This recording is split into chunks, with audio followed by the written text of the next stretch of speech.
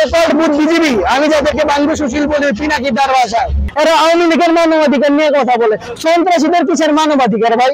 আওয়ামী কোন নেগেটিভ বাস্তবায়ন হতে এই দেশে আর দেওয়া হবে না। দিনের বেলা আবার লোকজন কয়েকজন আসছিল, আসার পরে তাদেরকে জনগণ উত্তম মাধ্যম দিয়ে তাদেরকে রিস্কায় উঠিয়ে দিয়েছে। আমি এটাকে উপদেষ্টা পরিষদে বলি না, আমি বলি এটা সেনা সমর্থিত চুপটুকে উপদেশ দেওয়ার একটা উপদেষ্টা পরিষদ। ডিজে গান চলতেছে আবার বাড়িতে।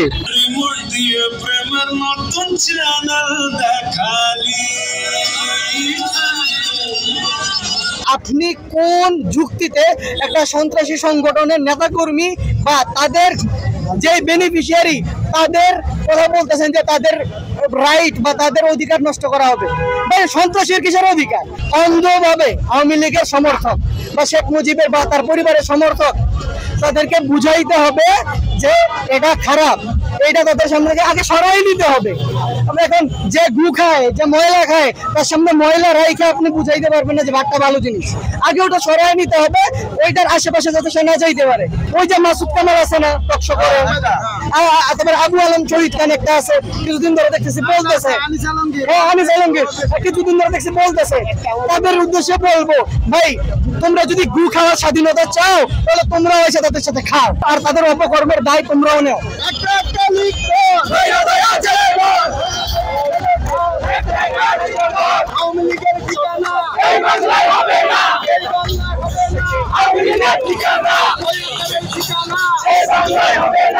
আমরা যে আন্দোলনের সফলতা সেটাকে ধারণ করে বিপ্লবী সরকার গঠন করতে চাই, তাহলে সেটা হইতো। সেখানে ডক্টর ইউনূসের উপর ছেড়ে দিয়ে বিশ্বাস স্থাপন করে নিশ্চিত হয়ে গেছে। এক একটা দলের আদর্শ এক এক রকম, অর্থাৎ সবাই চাইবে যার যার ক্রেডিট নেওয়ার জন্য। যখন ঐক্য ছিল তখনই যেহেতু অ্যাক্টিভিটিস্টের মধ্যে গাফলা দেখা গেছে, এখন এটা আলাদা হওয়াটা স্বাভাবিক। কিন্তু এর মানে এই না যে আন্দোলনকে কেউ মন থেকে ভুলে গেছে। যখনই প্রয়োজন হবে সবাই কিন্তু মাঠে ময়দানে ঠিকই ঝাঁপিয়ে পড়বে। দেখেন বারবার ঝাঁপিয়ে পড়তেছে।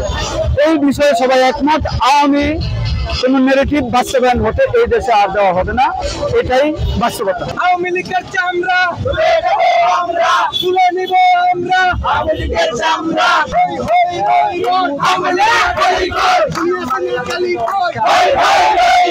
ইন্ডিয়ার মদদে, মোদির মদদে বাংলাদেশে কোটি কোটি টাকা বিদেশে পাচার করা হয়েছে এবং আওয়ামী লীগ মানবতার কথা বলছে। এবং আওয়ামী লীগের ভিতরে মানবতা বলতে কিছু নেই।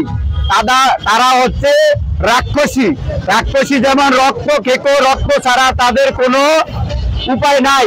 আওয়ামী লীগ সেই রকম, তাদের ভিতরে মানবতা বলতে কিছু নেই। যদি মানবতা থাকতো, আপনারা জানেন বিগত 1 বছর হয়ে গেছে আওয়ামী লীগের ভিতরে এখনো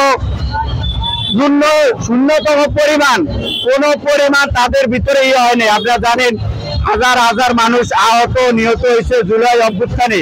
তাদের ভিতরে এখনো মানবতা বলতে কিছুই এতটুকু হয় নাই।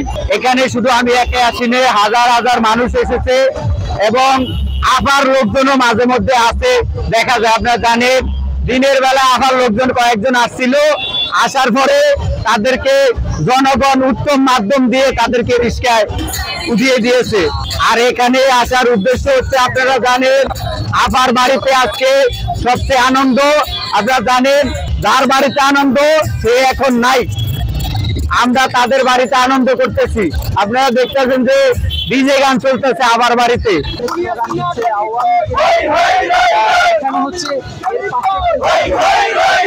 আমরা ডক্টর ইউনূসের সরকারের উপদেষ্টা পরিষদের হাজার সমালোচনা করতে পারি, তাদের খারাপটা বলতেই পারি, কিন্তু তাই বলে ওই যে কিছু কিছু টকশোতে গিয়ে মানুষ বলে না যে আগেই ভালো ছিলাম, যে রুমিন ফারহানের মতো কিছু আছে না, তারা যে বলে যে আমরা আগেই ভালো ছিলাম। এই ইউনূস সরকার আসার পরে 10 লক্ষ মামলা কাদের নাম থেকে খারিজ হয়েছে, বিএনপি নেতা কর্মীদের থেকে, যারা বাড়ি থেকে বের হইতে পারতো না তারা এখন শান্তিতে ঘুরে বেড়াইতেছে, দেশ বিদেশ ঘুরে বেড়াইতেছে। এইটা দেখে আপনারা ক্রেডিট দিবেন না, আপনারা তাদের সুপরিবোধ করবেন কিন্তু আবার তাদেরকে বলবেন যে আগেই ভালো ছিলাম।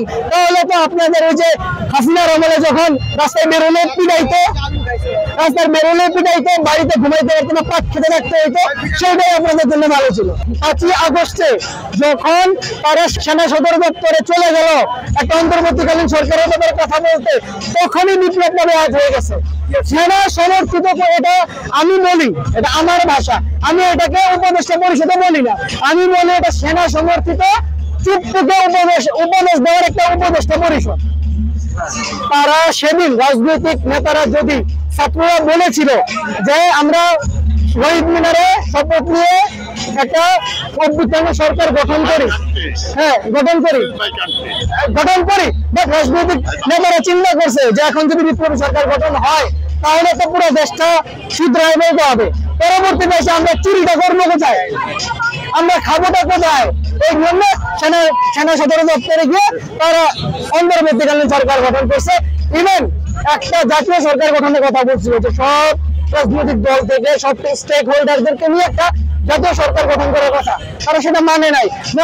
ইভেন সব বিপ্লব ব্যাহত হওয়ারই ছিল, কারণ আমাদের রাজনৈতিক দলগুলো দেশকে অন করে না ভাই। জুলাই অভ্যুত্থানটা কোনো রাজনৈতিক দল বা নেতা বা কারো পক্ষের ছিল না, এটা সাধারণ জনগণের ছিল। রাজনৈতিক নেতাদের মধ্যে কোন রাজনৈতিক বড় নেতার ছেলে, মেয়ে, ভাই, ফ্যামিলি মেম্বার কোন অভ্যুত্থানে, ভাই জুলাই অভ্যুত্থানে আহত হয়েছে বা মারা গেছে আপনারা প্রচার করছেন বা বের করছেন? কেউ করে নাই, কারণ তারা ওইটাকে অন করে না। তাদের ছেলে মেয়ে সব বাইরে পড়াশোনা করে। কিছু কিছু মানে রাজনৈতিক নেতারা কান্নাকাটি করছে 5ই আগস্টের পরে যে আমরা এই স্বৈরাচার থেকে আমাদের ছাত্ররা মুক্ত করছে, এই করছে সেই করছে। এখন তারাই আবার তাদের বিরুদ্ধে কথা বলতেছে, যারা এটাকে বিপ্লব বলছে তারাই অভ্যুত্থান বলতেছে, আবার কেউ কেউ আন্দোলন বলার চেষ্টা করতেছে। তবে ইউনুসের আমরা সমালোচনা করবো, কারণ সে প্রথম যখন আসছে তখন যদি কিছু বোল্ড ডিসিশন নিত, 11 সরকারের মতো বা অন্যান্য ইয়ের মতো বোল্ড কিছু ডিসিশন নিত, বড় বড় যারা চিহ্নিত তাদেরকে একটা প্রসেসের মধ্যে দিয়ে নিয়ে আসতাম। এগুলো যদি প্রথম পর্যায়ে করতো তাহলে বিএনপি বলেন, জামাত বলেন, এনসিপি বলেন সবাই সাপোর্ট করতো, কিন্তু এখন করবে না, কারণ এখন তারা আলাদা হয়ে গেছে। এখনো দেখতেছি কিছু মিডিয়া, এই যে so-called soft Awami League, so-called বুদ্ধিজীবী, আমি যাদেরকে বাংলু সুশীল বলি পিনাকিদার ভাষায়, সো-কল্ড বাংলু সুশীল, এরা এসে এখন সুশীলতা শিখায়, এরা আওয়ামী লীগের মানবাধিকার নিয়ে কথা বলে। সন্ত্রাসীদের কিসের মানবাধিকার ভাই? সন্ত্রাসীদের কিসের রাজনৈতিক অধিকার?